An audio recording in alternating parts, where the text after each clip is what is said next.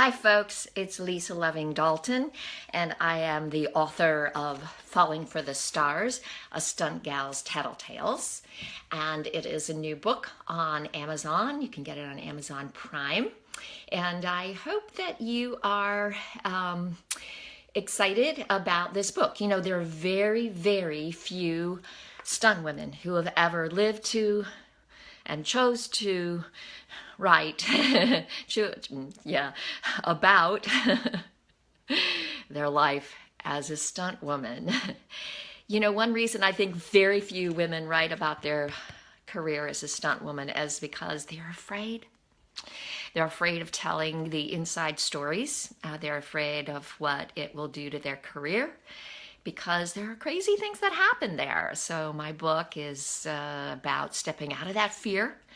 And I'm actually revealing some things about myself, about my own crazy egotistical self and my vulnerable and nervous and scared self, and about how I wove my way over 10 years through the field of stunts. So it's been a really exciting one. I'm going to welcome Akeen and Renee, and I'm hoping that you guys will ask me some questions, because as I'm talking about this, I thought on this episode of Live that I would talk maybe about some of the personal parts of being a stunt gal. You know, it's kind of crazy. First of all, to think that you can do things that very few people in the world ever try to do. And how do you train? Because each thing is individual. Hi, Helen. Thank you for joining me. You know, every time a person does a stunt, they are being hired because they are in essential truth. They are in essence expendable, meaning if they get hurt, the movie production company simply replaces them, and then, you know, they move on and just keep going forward. And so even some of the things that just seem very, very simple, that they say, well, you know, why do I need a stunt person to do that? What is it that a stunt person really is risking? And sometimes it's something as simple as getting pushed into a swimming pool.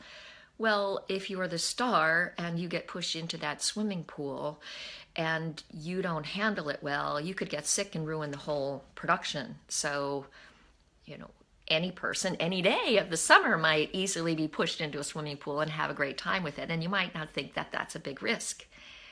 But for a film that is spending, you know, hundreds of thousands of dollars every single day for a star who has to carry that, that could be a very dangerous thing. So even a small little thing can change. So Melissa, great to see you. Stacy, wonderful. Helen, Theodore, Ted, how are you, Ted?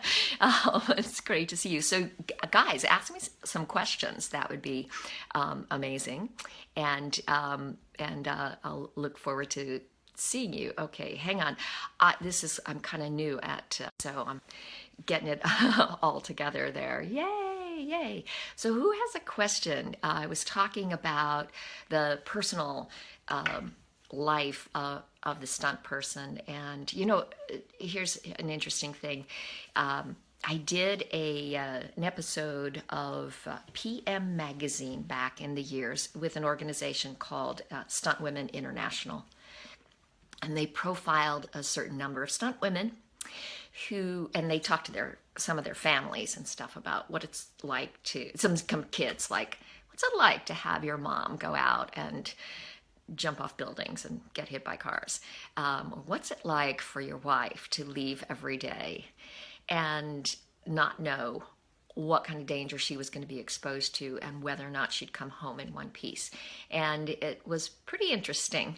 So I'd be curious to hear from you guys. If you had a loved one who you knew was going out and doing something, risking their life every day, what kind of things would you feel?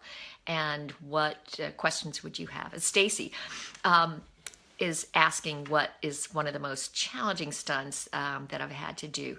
And I That's a really good question. I think that the really sort of scariest stunt was leaping tall buildings. I was doubling Daphne Zuniga in a Tom Berenger film. I'm blanking on the name of it. And something with an S. Anyway, it was 6 stories, and I literally had to leap across the buildings and in an alley, leap across an alley. And that the alley is too narrow to set up an airbag, and an airbag is normally what is used when you have falls 3 stories or more, to catch you and break your fall and collapse. And this was too narrow, so they had just one of those classic fireman's nets. You kind of see it in the Felix the Cat movies or whatever cartoons, with the trampoline. And that trampoline is all that you have. It's going to catch you from 6 stories. That's kind of crazy. And it is one, making that leap across that alley. And of course you can practice your broad jumps in a gymnasium and everything else, which of course I did, and know that you're making the distance. But to actually do it, it's pretty crazy, pretty exciting. So I did it. I survived. Yay. And Helen was asking about when the book will be released in Europe. It's I believe you can actually order it on Amazon, and they will print it in Europe, and you can of course get you should be able to get the ebook. I have someone from Germany who was able to get the ebook already. So, Mark Lowry, thank you for joining us. And Damon, it was great to see you. So who else has a question? Kathy Wilcox, it was great to see you there. I had a question. How did I get into the business? Well, Eileen Nagel, thanks for asking. I was very active with the Bond Street Theater Company, and it still is. If you guys look up Bond Street Theater, you will see this company is now, it's our 40th year, like right about now. We formed 40 years ago, and I was with the company for 4 years, its first 4 years. Now they travel all over, mostly in places like Afghanistan, Pakistan, Haiti, East Timor, war-torn refugee places, uplifting, educating, and spreading knowledge and strength in our underserved international community. So I was with them. I was a stage combat artist from my college days, and mime and acrobat gymnast. And so I got hired as a photo double in a movie. And I saw, and that was for Tina Louise. You guys remember Tina Louise from Gilligan's Island? Oh, Gilligan. So I was her double. And also, actually, I tell the story in the book. So you can read more about that and all the folks that I doubled and how that unfolded. But it was, I have to say, kind of embarrassed, but I found out there was this thing called a stunt coordinator, and I just badgered the stunt coordinator and did like very embarrassing, silly things to prove that I was skillful physically. And which, by the way, I was not always skillful physically. I grew up kind of known as a klutz, like terribly klutzy, still kind of tend to be. I just had to learn how to survive falling down. And everybody who knows me knows when I eat, I wear a bib because I make a mess of everything. So I just turned that skill set of klutziness into a career.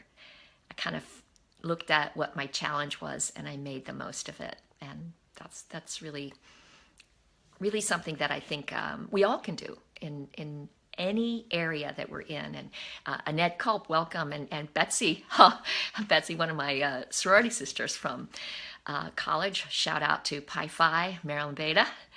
And so who else? Who else has a question?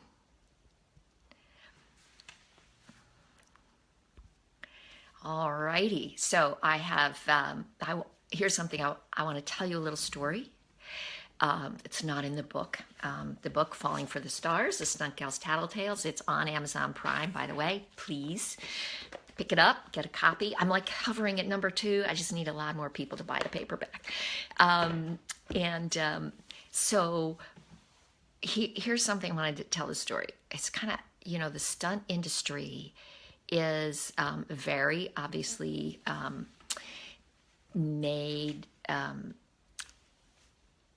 mostly in the male genre. Mostly men are in it, and especially in the 80s, we were just struggling to try and get the opportunity for women to stunt double women. And so we were working with the SAG Stunt and Safety Committee to get these regulations in place. And because most of the women who were in the industry at that time were only there because they were part of a relationship with a guy who was in the industry. And I was very happily married. So it was kind of, how am I going to get in if I'm not, in with a guy who's in already? And so my husband and I purposely kind of hatched a plan that I would flirt. And that's what I did. I flirted. Fortunately, I had a very strong relationship with my husband, so we always knew who I was going home with.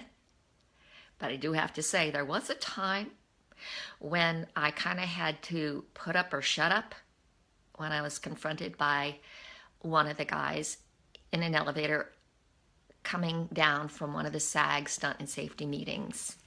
And I had to make it very clear that this was not really going to happen. And he never hired me again. Ever hired me again. After 5 years, I confronted him because we worked together on a lot of things when other people were hiring. But I asked him point blank, what happened? You mean just because I wasn't going to sleep with you, you're not going to hire me? And he turned to me after 5 years in the industry, at this point, probably the number 2 or 3 stunt woman on the East Coast. He turned to me and said, well, I'm not sure if you're capable. So that's just one of the stories. I thought, oh, somebody just bought this book on Prime, one click. Thank you, thank you, thank you. That's great. Will there be Russian and French translations from Helen? Well, Helen, I think that would be amazing. And I'm going to keep that question in the hopper because I would love for there to be. I doubt that there are very many stunt women who have ever had a book translated into Russian.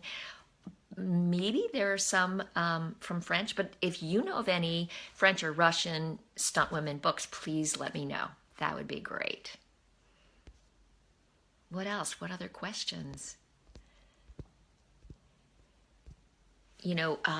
It's an interesting thing. One time I had one of my people, you'll have to find out who in here, that I stunt doubled. When I was on Johnny Carson show, and said that they did all their own stunts. And when some of my family saw that, they got very upset because they said, wait, I met her on the film and she was so nice, and now she's saying she did her own stunts. And you know what? It's something about the actors that think, or I don't know, is it the general public or is it the actors? You guys tell me what you think. Because an actor isn't going to get paid any more money because they're doing their own stunt. They are taking away a job from a stunt player who depends upon this career for their livelihood. And they're exposing themselves to real danger.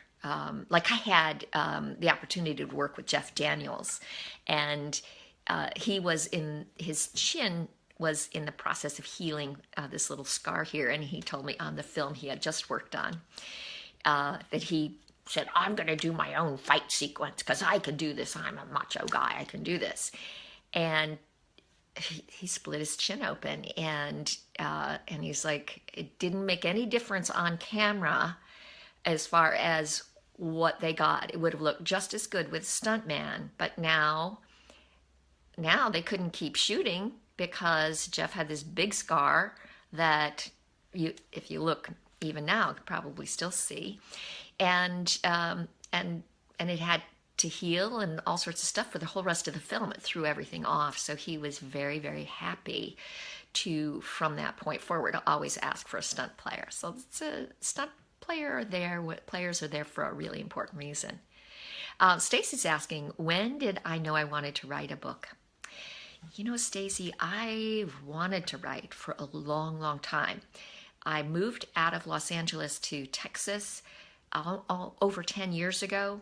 And when I was looking for homes, I was specifically looking for places, a home that would have a great place to write. A nice nook, a great backyard, and things like that. Well, I found one, but I couldn't do it. I couldn't write, even though I knew I wanted to, because I couldn't sit from my back injury that I sustained. I couldn't sit for more than 5 minutes at a time without being in severe pain. So just 2.5 years ago, I had a major back surgery, and it took me over a year to recover. And then last fall, I said, you know what, I'm recovered now, and I can actually sit for a while without being in excruciating pain. So I have no reason not to write, and I wrote. I had kind of this amazing experience where it was like the book kind of was given to me by a higher power, a divine power, and I just wrote and wrote and wrote and wrote. And I actually have another book that I wrote also. It'll be coming out in February called Murder of Talent. And so Helen's asking if I use the Michael Chekhov technique to make a difficult trick, to do a difficult trick in the movies. Actually, yes, I use the Michael Chekhov technique all the time. And one of the things as a stunt player is you need to be able to, if you're stunt doubling an actual actor, you need to be able to look like them, walk like them, talk like them. And so you can use the Chekhov technique, like you can identify where their center is. You can identify the quality of the movement, the personal atmosphere of the actor and of the character to see if it's different. The tempo and rhythm. And when you're trained in Michael Chekhov's technique, you can actually impersonate them by putting on their imaginary body and moving like them. And that's actually how I got to stunt double Madonna, who was much smaller. I mean, proportionately, we're very similar, but she was like 4 inches shorter. But I was able to look her size through my imagination. And then when you're doing what they call nondescript stunt, you have to actually be an actor and you have to actually do the action. But you can't get caught in the imaginary world of the actor because you need to be a scientist executing precision. And so the Chekhov technique allows you to stay with a scientific perspective on safety first, and still seem like you're actually acting, like you're actually being very emotional or dramatic or whatever it is. So I used it all the time. And the feeling of ease, Mr. Chekhov's great gift to us, is something that I absolutely used before every stunt and use before every acting job that I do still. So yeah. Yes, that's great. Great question. Hey, Tim. Oh, it's great to see you, Mr. Kaufman. There. What other questions do you guys have? You know, Tim and I know each other from high school. He took me to my senior prom, so my high school sweetheart. It's so great to see you. And Tim, I'm curious if you had any inkling at that time that this crazy woman would wind up. I know you figured I would wind up, you know, staying in the field of acting, but if I would wind up being a stunt woman. So I'm curious about that. There. What other questions do you guys have?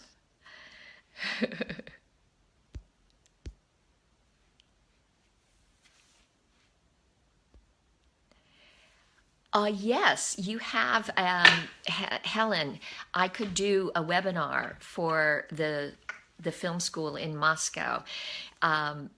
I would love to do that. So my email, lisa@lisadalton.com, you can reach me there, and or at checkoff@sbcglobal.net, and also checkoff.net, of course, is the website. You know, I have the a National Michael Chekhov Association certification track. So we offer an intensive program for anyone who wants to learn that Chekhov technique. And it's open to people around the world. And we can do certificates, a certification track, or just come and experience it as a performer. Or we actually have had doctors, and we've had life coaches, and we've had tech people. People just want to experience some growing health. Yeah. And on lisadalton.com, if you want to register on there, there are some free gifts that you can get. Some of them have to do with Falling for the Stars, a Stunt Gal's Tattletales. But some of them, one of them is a special audio that talks about applying Michael Chekhov's techniques to your own human health and development. So I highly recommend checking out lisadalton.com. And I'm so excited that you guys are listening to me tonight. I really appreciate spreading the word. You know, I'd love to get up to number 1 on paperback sales on Amazon, which I'm just like at number 2. So a few more sales might just kick that over. That would be so awesome. I'd really appreciate it. And if you do get the book and you want to see, because I've got lots of pictures in here, I've got a color video specially for you that I will give you a private link to, so you can see the pictures in color. So fantastic. Any other questions?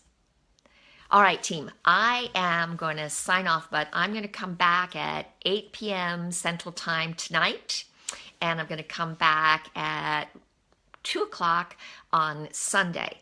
So, and answer more questions and maybe bring up another topic. And please get your book at Amazon.com. You can get 1 click on Prime and free shipping on Prime. That's great. And, you know, if you get that, get the Prime, then you order the paperback, you can get the ebook for just 99 cents.